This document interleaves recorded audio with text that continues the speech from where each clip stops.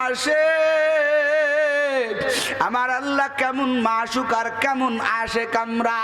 আল্লাহ কয় বান্দা যত রাত হোক না কেন তুই যাই নামাজটা নিয়ে আমি আল্লাহর কুদরতি পায়ে কপালটা ঠেকাইয়া সুবহানা রাব্বিয়াল আলা কয় ডাক যদি দাও ও তোর ডাকতে দেরি হবে,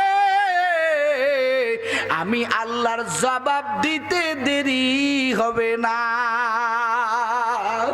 ও আল্লাহর বান্দারা আর কয়দিন নাফরমানি করবা? আমি বক্তাও বড় গুনাহগার, আমার কোনো ইলম নাই, কোনো রকমের কোনো কিছু নাই। ওই রাজবাড়ী জেলার থেকে আপনাদের কাছে আসছি, আপনারা আমার মুরব্বী, আপনাদের থেকে দোয়া নেওয়ার জন্য। এই যে মাদ্রাসা, এই মাদ্রাসাগুলোর তালবে ইলমেরা আপনাদের বড় এক উপকারী বস্তু, এরা একদিন আপনাদের জন্য বড় কল্যাণকর হয়ে যাবে। ওরে যুবক, নবী আমার কয় ও উম্মতের দল, দুনিয়াতে চার রাস্তা ছাড়া বাঁচার উপায় নাই। কয় রাস্তা? কথা হয় না কা? কয় রাস্তা?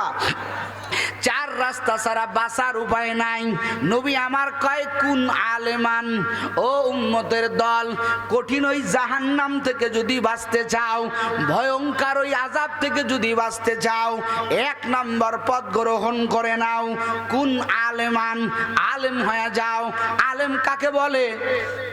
ইলমুন মানে জ্ঞান, যেন সেন জ্ঞানকে আলেম বলা হয় না, একমাত্র কোরআন হাদিসের এলেমকে আলেম বলা হয়। কোরআন হাদিসের এলেমকে এলেম বলে, কোরআন হাদিসের জ্ঞানকে এলেম বলে। এই জ্ঞানটা যাদের মধ্যে ঢুকে যায় তাদেরকে আলেম বলা হয়। জোরে কন্না সুবহানাল্লাহ, সুবহানাল্লাহ জোরে কন। নবী কয় জাহান্নাম থেকে বাঁচার কয় উপায়? কথা কয় না? কয় উপায়? চার উপায়। আমরা জাহান্নাম থেকে বাঁচতে চাই তো? কারা কারা চাই একটু হাত জাগায়। লিল্লাহে তাকবীর, লিল্লাহে তাকবীর। আমরা সবাই জাহান্নাম থেকে বাঁচতে চাই, কথা কন ঠিক না বেটি?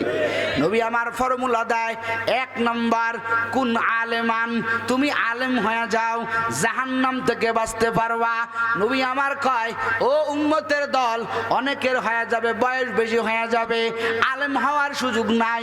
আমার নবী কয় আও মুতাআল্লিমান, ও আমার উম্মতের দল, বড় আলেম হওয়ার সুযোগ নাই, আলেমের ছাত্র হয়ে যাও। সুবহানাল্লাহ কন। কথা হয় না কা? আমার নবী কয় আলেমের ছাত্র হয়ে যাও। দুই নম্বর সুযোগ নাই। আমার নবী কয় আও মুস্তামিয়ান, ও উম্মতের দল, জাহান্নামের আযাব সহ্য করতে পারবা না। তিন নম্বর কথাটা তোমরা গ্রহণ করো, আলেম হওয়ার সুযোগ নাই, আলেমের ছাত্র হওয়ার সুযোগ নাই। আও মুস্তামিয়ান, উলামায়ে কেরামের কাছে যাও, উলামায়ে কেরামের কথা শোনো। জোরে কন্না সুবহানাল্লাহ। উলামায়ে কেরামের কথা শোনো, এই শোনার ভিতরে আমার আল্লাহ তোমাকে জাহান্নাম থেকে মুক্তি দিয়া জান্নাতের ব্যবস্থা করে দেবে। জোরে কন সুবহানাল্লাহ। এইটাও সময় নাই। নবী কয় পথ আর একটা আছে। কয়টা আছে? আর কতক্ষণ? কয়টা আছে? নবী কয় চার নম্বর পথ। নবী আমার কয় কুন আলেমান আও মুতাআল্লিমান আও মুস্তামিয়ান আও মুহিব্বান। পয়গম্বর আমার বলেন চার নম্বর পথ হলো আও মুহিব্বান। ও আমার উম্মতের দল, আলেম হওয়ার সুযোগ নাই, সমস্যা নাই, আলেমের ছাত্র হওয়ার সুযোগ নাই, সমস্যা নাই, আলেমের কথা শোনার সময় নাই, তাও সমস্যা নাই। নবী আমার কয় চার নম্বরটা দেখো, আও মুহিব্বান, আলেম হওয়ার সুযোগ নাই, আলেমের ছাত্র হওয়ার সুযোগ নাই, কথা শোনার সুযোগ নাই। নবী আমার কয় চার নম্বরটা আও মুহিব্বান, উলামায়ে কেরামকে মোহাব্বত করো। নবী আমার কয় যদি আলেম উলামাকে মোহাব্বত করতে পারো, এই ওসিলায় আমার আল্লাহ তোমাকে জান্নাতের মেহমান বানাইয়া দিবে।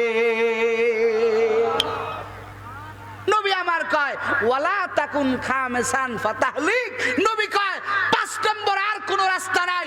এই চারটা রাস্তা ছাড়া কোন ব্যক্তি যদি ভিন্ন কোন রাস্তা ধরে, ও কোন রকমের সফলতা পাবে না, ও ধ্বংস হয়ে যাবে, ওর ঠিকানা জাহান্নাম। জোরে কন নাউজুবিল্লাহ।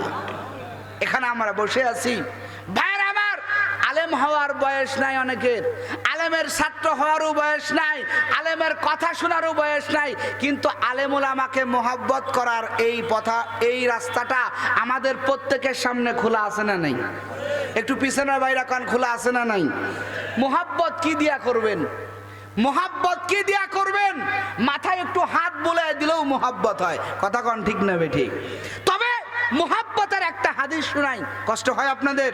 মেহমান চলে আসবেন, একটা হাদিস শোনাই, কারণ হাসরের ময়দানে একটা জিনিস তো নিয়ে আপনাকে যাইতে হবে, একটা বিষয় তো আল্লাহর দরবারে খাড়া করাইতে হবে, আল্লাহ পাকের কাছে ওসিলা তো একটা পেশ করতে হবে। কোনো কিছুই তো করতে পারি নাই। কথা কন ঠিক না বেঠিক? ওসিলা একটা দেয়া যায়। হাসরের ময়দানে হাদিসের কথা, আল্লাহ তাআলা হাসরের সমস্ত ব্যবস্থা করার পরে আল্লাহ তাআলা বললেন, ও জান্নাতওয়ালারা জান্নাতে চলে যাও। উলামায়ে কিরামকে আল্লাহ বলবেন, যাও জান্নাতে চলে যাও।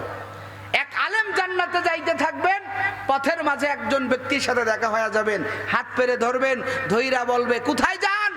বলে জান্নাতে যাইতেছে। বলে আপনি আমাকে চিনেন? বলে না তো, আপনাকে তো চিনতে পারলাম না। বলে কেন, মনে নাই? আপনাকে আমি একদিন কঠিন গরমের ভিতরে এক গিলাস পানি, কয় গিলাস? কথা কয় না কে? এ কথা কন না কে? কয় গিলাস? এক গিলাস পানি আপনাকে আমি পান করাইছিলাম। বলে এবার কি মনে পড়ছে? এবার আলেম সাহেব বলে, আপনি তো আমাকে এক গ্লাস পানি পান করাইছিলেন, তো বলেন এখন কি চান? ওই লোকটা বলে, হুজুর আপনাকে এক গ্লাস পানি পান করাইছিলাম, কিন্তু আমি বড় নালায়েক ছিলাম, কোনো আমল করতে পারি নাই, কোনো ইবাদত করতে পারি নাই, আমাকে আমার আল্লাহ জাহান্নামের ফয়সালা করে দিয়েছেন। হুজুর গো, আপনাকে আমি এক গ্লাস পানি পান করাইলাম, আর আপনি যদি এখন আমাকে রাইকা জান্নাতে চলে যান তাহলে কেমন হয়ে গেল? আমি আপনাকে আমি একা একা জান্নাতে যেতে দেব না, আমি আপনার সাথে জান্নাতে যাব। এবার হুজুর, এবার উলামা, এবার ওই আলেম ঘুরে দাঁড়াবেন, আল্লাহর কাছে বলবেন, আয় আল্লাহ, এই লোকটা জমিনের ভিতরে আমাকে এক গিলাস পানি পান করাইছিল রে আল্লাহ, এই লোকটাকে রেখে আমি জান্নাতে কেমনে যাব? আল্লাহ আপনি না রহমান, আপনি না রহিম। আমার আল্লাহ বলবেন, এই আলেম সাহেব, আপনার আরজি আমি কেমনে ফেলে দিব? জান জান, এই ব্যক্তি যেহেতু আপনাকে এক গ্লাস পানি পান করাইছে, আপনি একা একা জান্নাতে যাবেন না, এই লোকটাকেও আপনার সাথে জান্নাতে নিয়ে যান।